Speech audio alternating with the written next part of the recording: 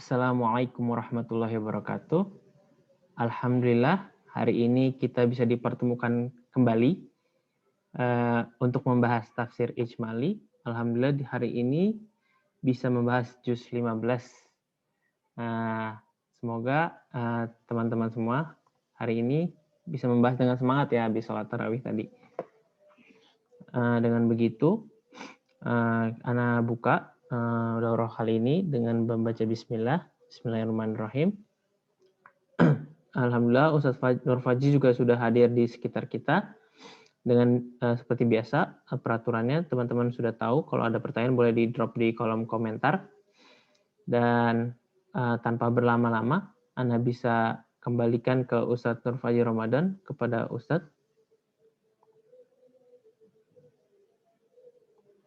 Apakah bisa bersuara? Oke.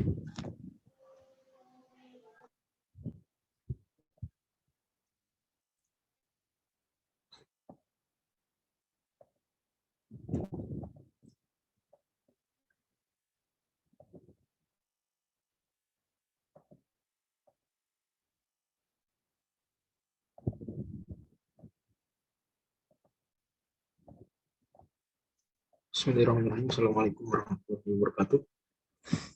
Alhamdulillahirrahmanirrahim. Wabihi nasta'in wa ala alihi wassalatu wassalamu ala asyrafil anbiya'i wal mursalin nabiyina Muhammadin wa ala alihi wa sahbihi ajma'in, amma ba'd. Kita bersama juz 15. Mana juz 15 membentang dari awal surat Al-Isra sampai menjelang akhir surat Al-Kahf, tepatnya sampai ayat 74. Dan surat ini atau juz ini karena terdiri dari dua surat, maka membahas tema besar kedua surat ini. Untuk surat Isra, tema besarnya adalah urgensi Al-Quran. Surat Al-Isra, surat yang paling banyak bicara tentang Al-Quran. Inna hadzal Qur'ana yahdi wa nunazzilu minal Qur'an, dan seterusnya. Kemudian surat Al-Kahf, tema besarnya adalah ujian atau fitnah. Karena semua cerita yang dibawakan dalam surat Al-Kahfi dan juga ayat-ayat yang menyelingi kisah-kisah tersebut bicara tentang ujian terhadap manusia. Oke, seperti biasa sesuai dengan metode di pertemuan ke-12, saya ingin membacakan tafsir ijmalinya yang versi artikel.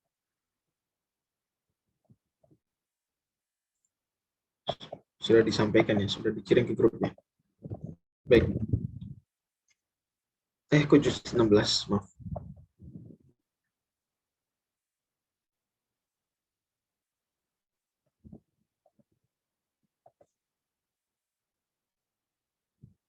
Juz 15.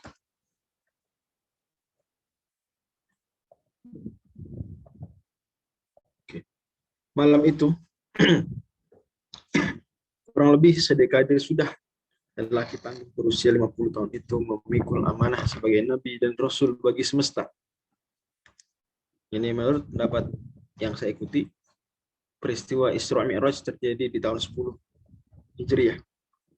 Tahun itu pula sebenarnya adalah tahun yang paling memilukan hidup beliau. Kehilangan sang paman yang tak hanya merawatnya semenjak kecil, tapi juga membela dakwah secara politik. Ditinggal wafat istri terkasih yang tak hanya menghangatkan jiwa, tapi juga menyokong dakwah dengan hartanya.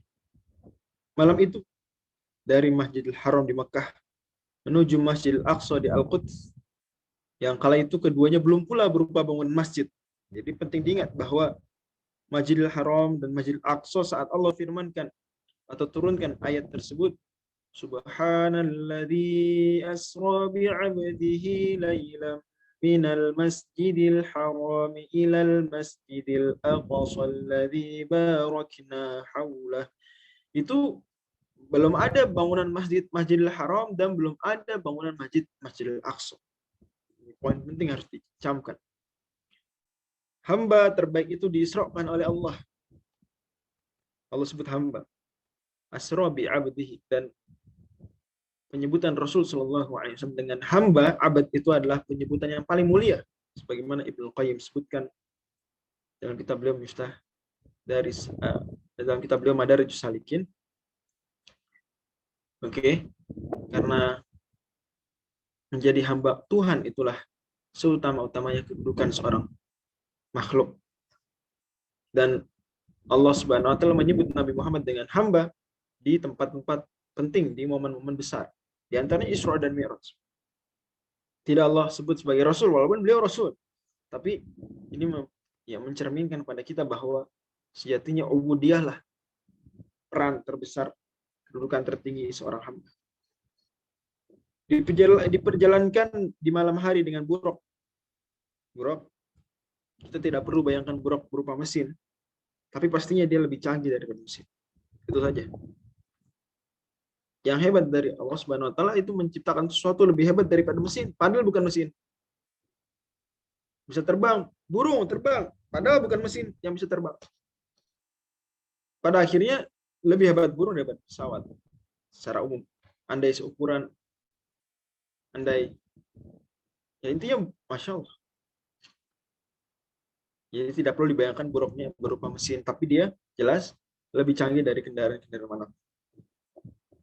Mengimami sholat para nabi di Masjidil Aqsa nan terberkahi sekelilingnya sebagdanya, Allah mi'rajkan beliau melintasi langit demi langit. Dan penting diingat bahwa ayat 1 tidak bicara mi'raj. Yang bicara mi'raj adalah ayat 60.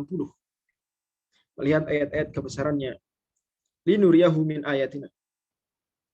Allah tidak menjadikan apa yang telah beliau perlihatkan kepada beliau melainkan sebagai ujian, illa fitnatal nasi wasyajaratal mal'unata fil Qur'an. Wa ma ja'alna, kata Allah, ar-ru'ya allati arainaka illa fitnatal linnas. Tidaklah kami jadikan apa yang kau lihat selama Mi'raj kecuali selama Isra kecuali ujian bagi manusia. Ada yang tegar mengimani, banyak yang ingkar menertawai. Selain sebagai titik tolak Isra Mi'raj, Allah kemudian bawakan kita mengenang sejarah kota tersebut. Kota Al-Quds sendiri menyimpan ribuan kenangan dan sejarah Bani Israel yang 40 tahun pasca Exodus. Ingat ya, Bani Israel itu setelah Exodus tujuan utamanya langsung ke Al-Quds. Dijanjikan oleh Allah kepada mereka. Tapi mereka tidak mau berjihad. Mereka enggan. Karenanya kemudian Allah hukum mereka selama 40 tahun nyasar di padang pasir. Disitulah di masa 40 tahun tersebut Nabi Musa wafat, Nabi Harun wafat, dan mereka dalam tanda kutip berganti orang, berganti generasi, benar-benar ganti. Sehingga kata Buya Hamka, 40 tahun ini waktu yang cukup untuk mengubah generasi. Maka penting sekali kita melihat 40 tahun pasca kemerdekaan Indonesia, apa yang terjadi. Kemudian 40 tahun setelahnya, karena 40 tahun ini masa pergantian generasi. Ya, pemberian penyerahan tongkat estafet perjuangan kepada generasi setelah 40 tahun. Seolah Allah ingin mengenyahkan dulu enggak ya generasi-generasi yang mentalnya masih terjajah tersebut yang kita sudah bahas di surat Al-Maidah. Diganti dengan generasi-generasi yang sudah dididik dengan iman oleh Nabi Musa, Nabi Harun, dan Nabi Yusha, yang sudah ditarbiyah dengan pendidikan Islami, tidak dengan pendidikan ala Fir'aun. Allah selanjutnya, jadi Allah sebutkan sejarah Bani Israel di surat Al-Isra. Karena ya surat Al-Isra nama lainnya surat Bani Israel, surat Bani Israel. Karena di sinilah Allah Subhanahu wa taala paparkan secara ya jelas walaupun ringkas dan anonim sejarah besar Bani Israel. Bani Israel yang pas 40 tahun pasca Exodus dipersilakan kembali tinggal di sana, justru jadi nanti udah 40 tahun berlalu baru Nabi Yusha memimpin Bani Israel berjihad, kemudian membebaskan Al-Quds dari Amalek, kemudian memasuki Al-Quds. Kita tahu ya pada akhirnya memasukinya mereka dengan penghinaan, tapi pada akhirnya mereka masuk. Ya kemudian setelah itu mereka durhaka lagi, mereka ya perang lawan Amalek dan seterusnya sampai kemudian mereka membuat kerajaan. Kita semua tahu kisah Nabi Samuel, Tolut, dan Nabi Daud ya di akhir juz yang kedua.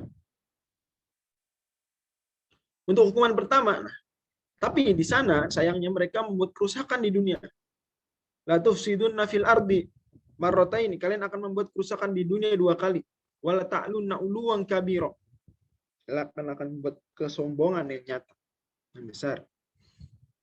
Untuk hukuman pertama, maka Allah hukum mereka 2 kali. Hukuman pertama, Allah kuasakan kerajaan Babilonia, ini yang sudah kita singgung di juz yang pertama. Atas mereka sebagai hasil perang Karkemis. Jadi ada perang namanya perang Karkemis tahun 605 sebelum Masehi. Tentara perkasa yang dipimpin Nebukadnezar II itu merajalela di perkampungan Bani Israel.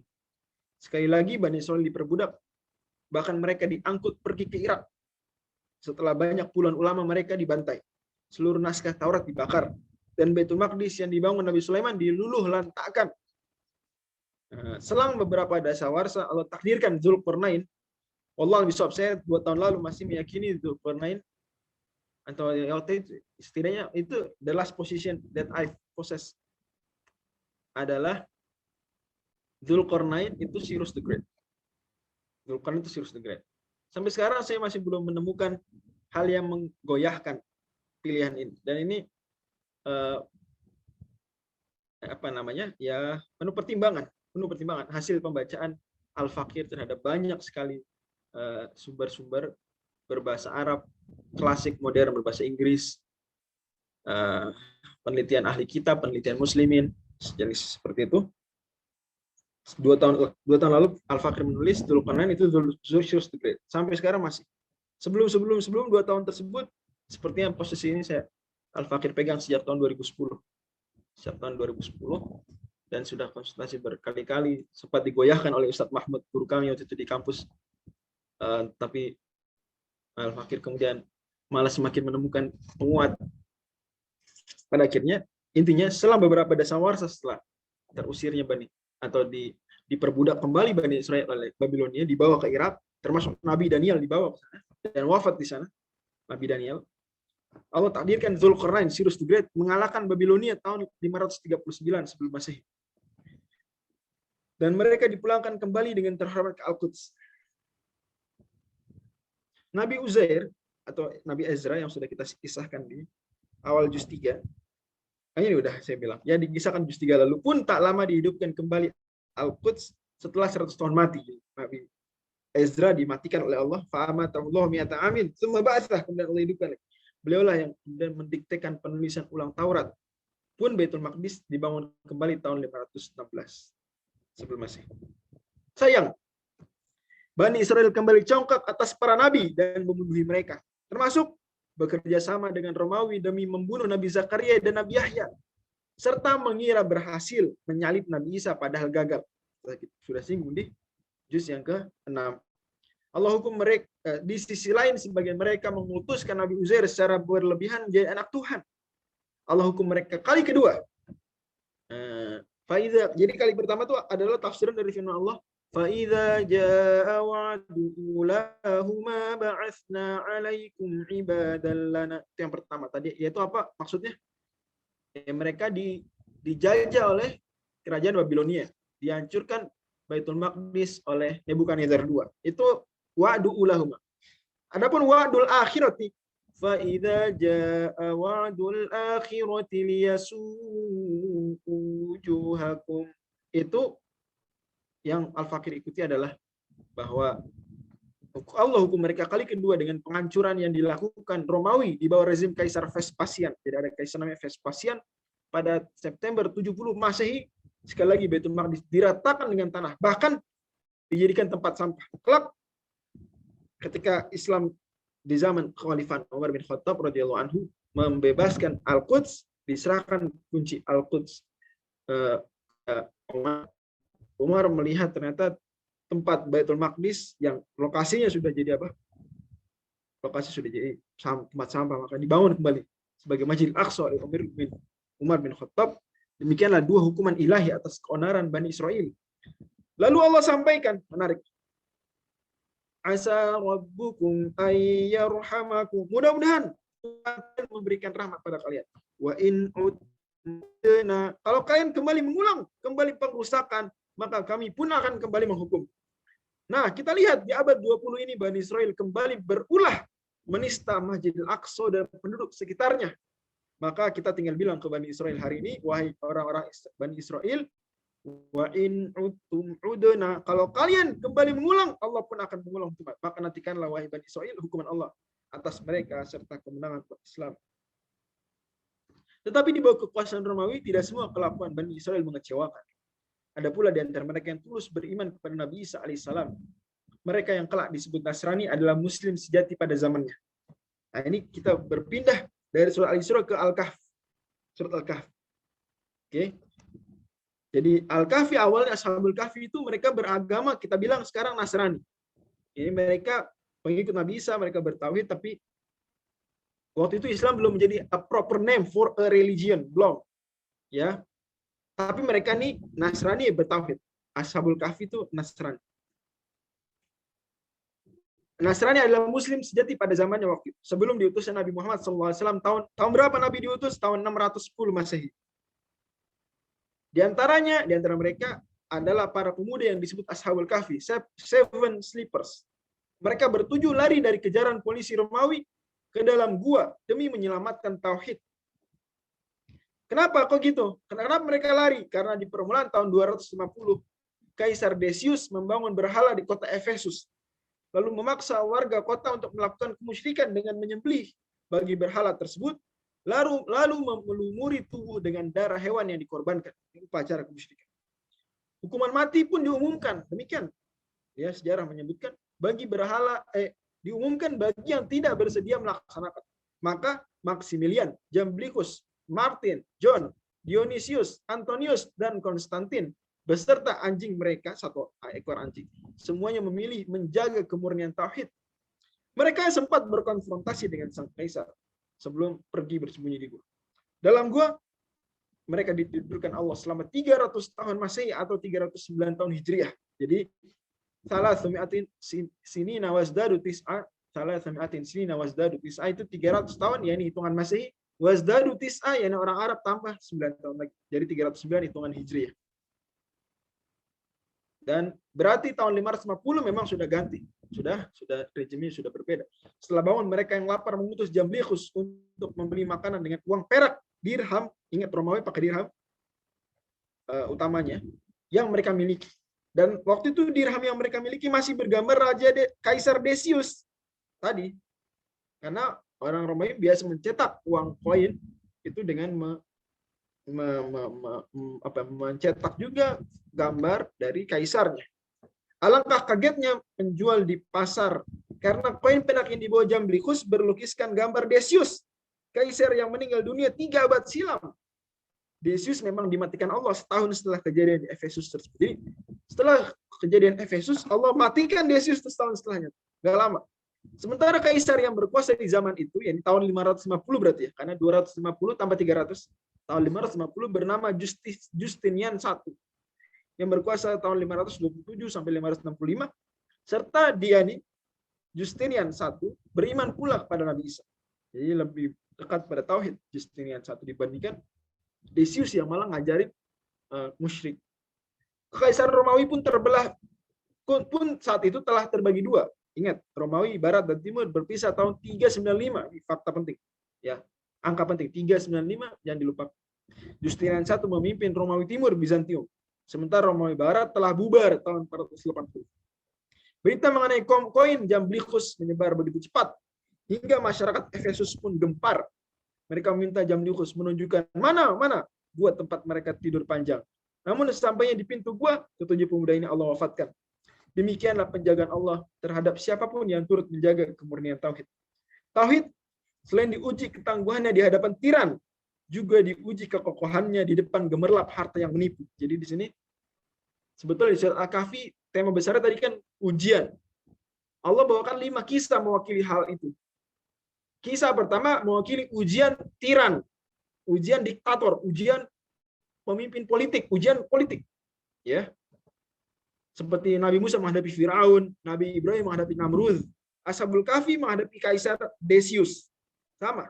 Nabi Muhammad SAW mungkin tidak berbentuk satu orang raja besar, tapi sebuah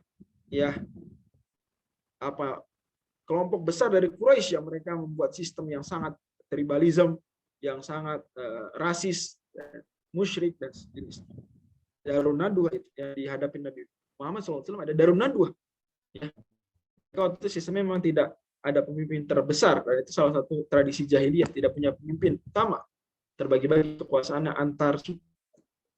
Anyway, itu ujian pertama. Ujian kedua Allah sebutkan adalah ujian harta. Seperti halnya dua sahabat lelaki dari Bani Israel sebelum diutusnya Nabi Muhammad SAW. Jadi lagi-lagi kita dibawa oleh Allah di surat Al-Kahfi. Sahibul Jannatain ini juga menurut kebanyakan penafsir agama mereka Nasrani. Ini pengikut Nabi Isa alaihissalam, di atas ini yang satunya itu pengikut Nabi Isa alaihissalam, di atas tauhid, satu lagi kafir. Salah satunya sangat kaya tetapi tidak beriman. Sementara kawannya adalah muslim dengan kehidupan biasa saja. Si kaya memiliki sepasang kebun anggur yang lebat lagi dikelilingi pohon kurma. Kedua kebun itu diselingi tanaman lainnya dengan sungai mengalir indah melintasi dalamnya. Buah-buahan di kedua kebun pun tak pernah berhenti tumbuh. Sayangnya si kaya tidak mensyukuri nikmat luhur tersebut. Ia bahkan pongahnya berseloroh. Hartaku lebih melimpah darimu serta anak buahku lebih banyak. Ana aktsaru minka malan wa azzu nafara. Ia juga memustahilkan hari akhir karena begitu tertipu dengan harta kekayaannya. Allah hukum ia dengan memorak-porandakan kedua kebunnya dengan angin puting beliung. Maka menyesalah ia sejadi-jadinya setelah penyesalan tak lagi berfaedah. Kemudian kita berpindah ke ujian lain, fitnah lain, yaitu kisah Nabi Adam dan iblis. Kisah Nabi Adam alaihissalam dan iblis. Kedengkian juga amat merusak keimanan sebagaimana harta. Ini ujian kedengkian. Ujian kedengkian. Jadi ujian pertama ujian tiran, ujian kedua ujian harta, ujian ketiga ujian kedengkian. Betapa iblis yang awalnya, atau bila kita bilang ujian setan, boleh juga. Tapi Al-Fakir waktu itu lebih prefer menyebutnya ujian kedengkian. Betapa iblis yang awalnya berkedudukan mulia langsung terpuruk ke lembah kedurjanaan karena menolak sujud pada Adam tersebab kedengkian. Ironis, banyak keturunan Nabi Adam malah menjadikan iblis dan para jin yang merupakan keturunannya, yakni para setan, sebagai pimpinan dan sahabat, padahal mereka semua adalah musuh manusia. Afatattakhidunahu wa dzurriyyatahu awliya'a min duni wa hum lakum adu bi'sal dzalimina badala.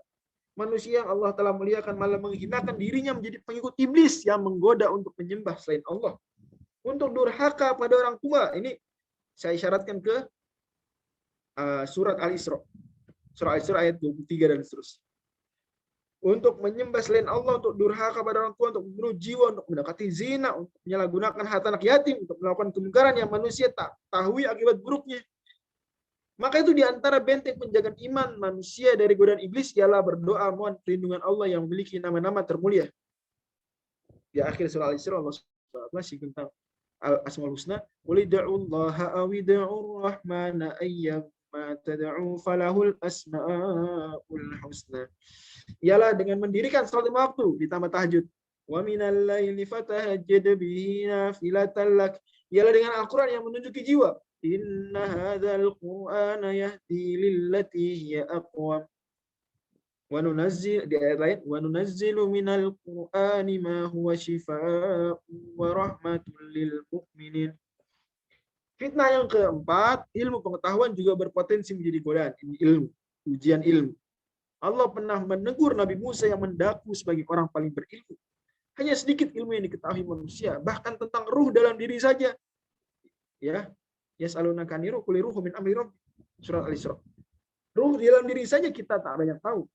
Allah kemudian memerintahkan beliau pergi berguru kepada Nabi Khidir, atau bahasa Arabnya Nabi Khadir. Maka berangkatlah Nabi Musa ditemani murid utamanya Yusha, Nabi Joshua, kelak jadi nabi, dan beliau yang membawa pasukan Bani Israel membebaskan Al-Quds setelah 40 tahun tadi nyasar di padang pasir. Beliaulah penerus Nabi Musa dan Nabi Harun. Melintasi laut Mediterania, Al-Fakir cenderung pada pendapat mengatakan bahwa tempat Nabi Khadir adalah di Afrika Utara. Wallahu a'lam bishawab. Tibalah mereka di perairan sempit antara benua Afrika, ini bagian negara Maroko hari ini, dan benua Eropa, bagian negara Spanyol. Tempat bertemunya dua lautan, yakni Lautan Tengah, Laut Mediterania, dan Samudra Atlantik. Wallahu a'lam bishawab. Di sana bertemu Nabi Musa dengan Nabi Khadir. Bolehkah aku, Nabi Musa membuka percakapan dengan penuh penghormatan, mengikuti engkau agar engkau mengajarkan kepadaku sebagian dari apa yang telah diajarkan kepada engkau untuk menjadi petunjuk bagiku? Hal attabi'uka ala an tu'allimani mimma ulimta rusydah. Nabi Khidir mempersilakan dengan syarat, jangan protes atas hal yang dirasa ganjil. Muridku, engkau takkan sanggup sabar bersamaku. Innaka lan tastati'a ma'iya sabra.